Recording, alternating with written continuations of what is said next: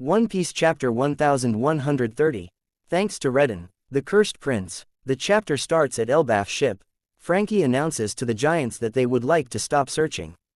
They have done all they can. Jinbei even asked the sharks to search in nearby seas, but they didn't find anything. So their best option now is to trust their Nakama and go to wait at Elbaf. The giants agree and Elbaf's ship continues its journey. Cut to Luffy's group. They get out from Rhodes' diorama and find that they were inside a giant castle similar to Lego Castle in the middle of snowy land surrounded by forests and mountains. The castle that is on top of one of the mountains has a very long bridge connected to a huge tree branch up in the sky. Nami is getting dizzy from the scale of everything. Suddenly, they see someone crossing the bridge toward the castle and hide. The two-person coming to the castle are Goldberg and Gerd, two members of the new giant warrior pirates, the giant pirate crew led by Haruden. Next to Gerd is Piper, her giant owl. Gerd says, "I wonder why Haruden let such a weirdo be in our crew." Goldberg answers, "Well, because he has true skills as a navigator." Gerd says, "I hate him. He's more of a shame of Elbaf than Loki is." Goldberg and Gerd come to the castle because Owl Piper detected Rhodes' crow carrying a ship. As trespassing is illegal in Elbaf, Rhodes has a habit of taking nearby ships and claims them as trespassers. That way Rhodes can lock them up. Gerd says, if she sees that Rhodes is kidnapping someone, she will report this to Jirul-sama, the old giant from Big Mom past. He's now around 408 years old. Nami hears the trespassing is illegal part, so she orders everyone to remain hidden. As Goldberg and Gerd knock the door of the castle calling for Rhodes, Straw Hat crew run across the bridge. Below the bridge is a forest and many giant wolves. But in the middle of the bridge, Luffy stops. He says he has been feeling it since they were inside the Block Kingdom, and Zoro and Sanji must have felt it too. Luffy says, "It's a scream of a man so powerful that I can feel it all over my body." Luffy wants to go check out the source of that scream. Sanji says he will stay with the group and stops Zoro from going with Luffy. Sanji says, "This Marimo should never be allowed to enter any forest." Luffy tells Other to go on ahead and then he jumps down from the bridge to the forest below. Cut back to Elbaf's ship. The News Coup deliver morning's World Economy newspaper. One of the news shocks Dory and Brigitte. It is reported that the giant warrior pirates attacked Egghead Island. Brigitte says, "Why would they make up lies like this? I can't read anything, newspaper is too small." Robin says, "I will read it then. The giant warrior pirates has awakened from their 100 years slumber." Together with Yonko, Straw Hat Luffy, they set Egghead aflame. Both captains of the giant warrior pirates, Brigitte the Red Orge, and Dory the Blue Orge, will have a 1.8 billion berries bounty placed on their heads.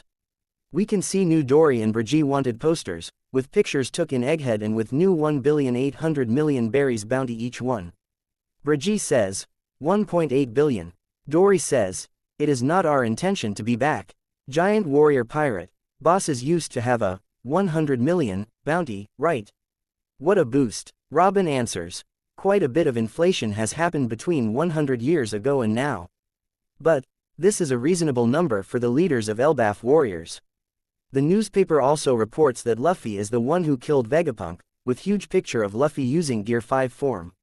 Robin sees the photo and stops because she notices an X mark on Luffy's arm in newspaper picture. Robin question, "Did this mark always appear on Luffy's arm when he becomes the most free?" Franky responds, I don't really remember. After all, he's always bouncing about so you can't see clearly." Robin says, "It is a bit unnatural. His arm is swinging here, but the mark remains clear as day. I think I have seen it somewhere before."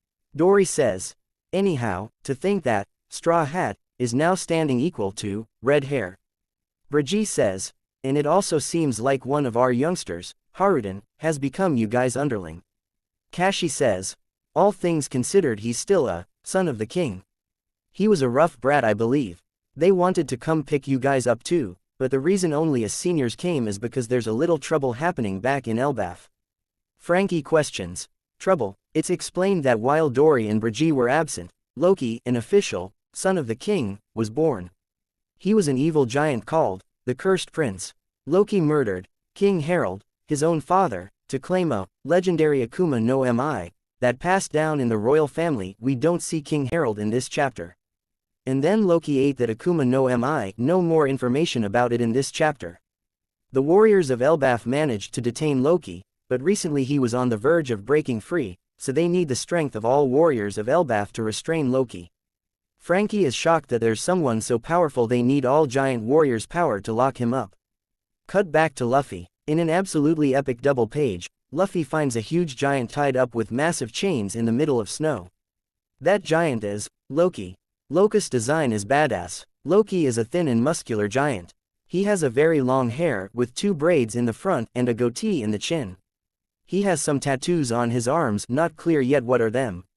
He wears normal giant outfit, but in his buckle's belt there's a Jolly Roger with a crown. He wears a black helmet with 2 long horns like the Loki from Marvel Universe, and he has an axe on his back. Finally we can see that Loki's eyes are covered with bandages. Loki talks to Luffy. When Loki talks his long tongue is hanging out like Doflamingo. Loki. Name yourself. Luffy. I'm Luffy, the man who will become the king of the pirates. Loki answers. King. Luffy says. Where is this place and who are you? Loki responds. This is Warland, the land of warriors of Elbaf. Devoting itself to war in the past, it is the world's most powerful nation. In the freaking epic final double page of the chapter, we finally see full Elbaf after years of waiting. Official name is Elbaf. Elbaf is a landscape of mountains with the colossal tree, Yggdrasil, in the center that dwarfs all of them. Yggdrasil is at least 12/13 times larger than the mountains. There are many waterfalls pouring down from the giant tree. Yggdrasil has a middle layer formed by its branches that surrounds its trunk. That layer seems to be where the giants live, because we can see a majestic castle and village on it. There are also some cannons facing outside. And finally we can see a huge sword piercing through the middle layer and seems to reach all the way to the ground. In the last panel of the chapter Loki continues talking with a malevolent smile. Loki says, and I am, Loki, the sun god, who will bring the end to this world. End of the chapter. That's up guys. For more Ono Piece updates, hit like, follow and subscribe. Thank you Grin.